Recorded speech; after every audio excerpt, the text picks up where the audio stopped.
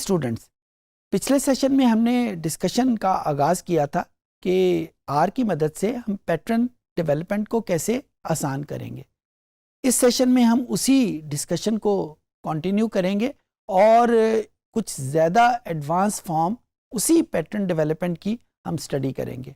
ज़्यादा ज़ोर हमारा इंटरप्रिटेशन के ऊपर होगा कि हमारे सामने जब कंप्यूटर रिज़ल्ट दे देता है, वो तो एक बटन दबा के रिज़ल्ट हमारे सामने आ जाएंगे, उसका मतलब क्या होगा, उससे हम पैटर्न डेवलप कैसे करेंगे, वेरिएशन को एक्सप्लेन कैसे करेंगे, इसके ऊपर हम फोकस करेंगे। तो आइए कंप्यूटर स्क्रीन पे चलते हैं और देखते हैं कि यहाँ पे आर हमें कौन से एडवांस फंक्शन देता है पैटर्न को डेवलपमेंट करने में। ये स्टूडेंट्स, ये मेरे पास आर का इंटरफेस मौजूद है, आर स्टूडियो का, और मैं उस पर हस्बे आदत वो फाइल डाउनलोड कर लेता हूँ। कस्टमर डीबीएस की मेरे डाउनलोड फोल्डर में मौजूद है और मैं यहाँ से वो depending on the speed of your computer ये यहाँ पे ओपन हो जाएगी और इसको मैंने आर में इंटरफेस कर लिया। उसके बाद अब मैं जो एनालिसिस करूँगा, जिस तरह मैंने अभी इंट्रोडक्शन में आपको कहा कि ये एक स्टेप एडवांस है और इसमें ज़्यादा डिस्कशन आएंगे। एडवांस किस तरीके से होगा कि लास्ट सेशन में हमने सिर्फ दो वेरिएबल देखे। एक मेरे पास वेरिएबल था जिसको मैं प्रेडिक्टेंट कह रहा था, एक वेरिएबल था जिसको मैं प्रेडिक्टर कह रहा था। एक वेरिएबल जिसको मैंने उसका पैटर्न मेजर करना था, दूसरा जिसकी मदद से मेजर करना था।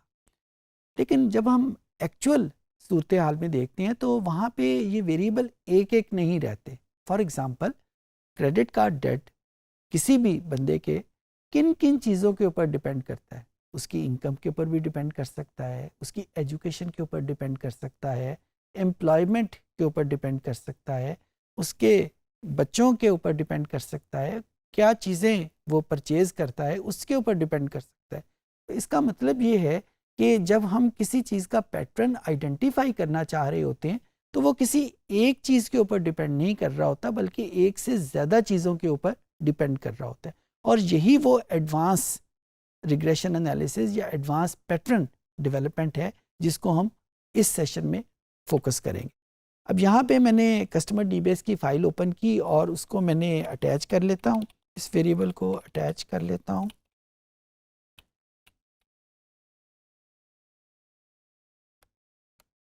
ये वेरिएबल अटैच हो गया। इस वेरिएबल को अटैच करने के बाद मैं देखता हूँ कि क्रेडिट कार्ड डेट में किन चीज़ों के ऊपर उसका आइडेंटिफाई करना चाहता हूँ, किन चीज़ों की मदद से वेरीफाई करना चाहता हूँ। डब्ल्यू का वेरिएबल मैंने आइडेंटिफाई किया जिसमें मैं उस पैटर्न की वैल्यूज़ को सेव करूँगा। एल की कमांड में यूज़ करूँगा। L stand for linear model, वही कमांड है जो कि हमने लास्ट सेशन में यूज़ की थी। इसको यूज़ करने के बाद सबसे पहले मैं वो वेरिएबल लिखूँगा जिस चीज़ को मेजर करना है, जिस चीज़ का पैटर्न डिफाइंड आउट करना है। मैंने पैटर्न जो है वो क्रेडिट कार्ड डेट का फाइंड आउट करना है। जिस चीज़ की मदद से फाइंड आउट करना है उसको आइडेंटिफाई करने के लिए मैंने ये करली का सिंबल यूज़ किया। उसके बाद मैंने आगे वो वेरिएबल लिखूँगा जिसकी मदद से मैं इसको आइडेंटिफाई करना चाहता हूँ। पहला वेरिएबल लेट से मैं वही वेरिएबल लिख लेता हूँ जो कि मैंने पहले यूज़ किया था। उसके बाद एक और वेरिएबल लेट से एज का वेरिएबल लिखा जाएगा। उसके बाद यहाँ पे एज के हवाले से मेरे पास दो किस्म के वेरिएबल हैं। एक वेरिएबल एज है और एक वेरिएबल मेरे पास एज कैट है, age in categories. Age category को यूज़ कर लिया। अच्छा, अब जब मैंने इसको सिर्फ दो वेरिएबल रहने देता हूँ और उसके बाद जो कंपलसरी यहाँ पे आइटम है उसके डेटा फाइल का नाम, और डेटा फाइल का नाम जो है वो कस्टमर डीबीएस यहाँ पे मैंने लिख लिया। ये मेरे पास इंफॉर्मेशन आ गई, इसकी मैंने समरी इसमें देखी तो मेरे पास ये उसकी आउटपुट आ जाएगी। मुझे ये भी पता चल जाएगा कि इनकम के ऊपर ये पॉजिटिवली डिपेंड कर रहा है। पॉजिटिवली डिपेंड करने का मतलब है कि जो जो इनकम बढ़ेगी क्रेडिट कार्ड जो है वो ज़्यादा होता जाएगा। एज कैटेगरी के ऊपर ये नेगेटिवली डिपेंड कर रहा है। आप देखिए साइन उसका नेगेटिव है। अच्छा, इसका मतलब क्या हुआ कि जो जो हमारे पास एज बढ़ेगी जो क्रेडिट कार्ड डेट है वो कम होता जाएगा। लेकिन जब हम एज कैटेगरी की बात करते हैं तो इसका मतलब है कि यहाँ पे एक से ज़्यादा कैटेगरीज मौजूद हैं। यही वो एडवांस फीचर है जो कि आम तौर के ऊपर हम यूज़ नहीं करते, एडवांस यूज़र इसका यूज़ करते हैं कि जब हमने डीप डाउन या डिग डाउन एनालिसिस, ये मैं दो टेक्निकल टर्म आपके सामने मैंने यूज़ की हैं, मार्केटिंग में बहुत ज़्यादा यूज़ की जाती हैं, डीप डाउन एनालिसिस या डिग डाउन एनालिसिस, कि जब हम उसकी डेप्थ में जाके फाइंड आउट करना चाहते हैं कि एक्चुअल में वजह क्या है। और यहाँ पे इनकम का वेरिएबल क्योंकि क्वांटिटेटिव वेरिएबल है, उसकी वैल्यू तो मैं इससे ज़्यादा डेप्थ में जाके एनालिसिस नहीं कर सकता। एज कैटेगरी मेरे पास एक ऐसा कैटेगोरिकल वेरिएबल है जिसको मज़ीद डेप्थ में स्टडी किया जा सकता है, और इसको डेप्थ में स्टडी करने के लिए मैं इसकी कमांड में सिर्फ एक चेंज करूँगा कि जहाँ पे मैंने एज कैटेगरी लिखा है वहाँ पे मैं एक वर्ड लिख दूँगा फैक्टर। इस फैक्टर लिखने का मुझे फ़ायदा क्या होगा, अभी आप देखें, पहले इस कमांड को देख लें, मैंने फैक्टर लिख के उसकी एज कैटेगरी को ब्रैकेट में कर दिया, यानी एक फंक्शन के तौर पे यूज़ किया। जब इसकी आउटपुट मेरे पास आएगी तो उसकी आउटपुट में थोड़ा सा फ़र्क होगा। अभी आप देखें कि इसकी आउटपुट में मेरे पास सिर्फ दो वेरिएबल नहीं आए, बल्कि एज कैटेगरी को इसने फर्दर डिसइंटीग्रेट कर दिया इनटू इट्स सब कैटेगरीज। वो सब कैटेगरीज कौन सी हैं? कैटेगरी नंबर 3 है, 4 है, 5 है और 6 है। अगर आप डेटे में जाके देखेंगे तो इसकी मिनिमम कैटेगरी जो है वो 1 और 2 है। 1 में सिर्फ एक ऑब्जर्वेशन है, 2 में और उसके बाद ज़्यादा ऑब्जर्वेशन है।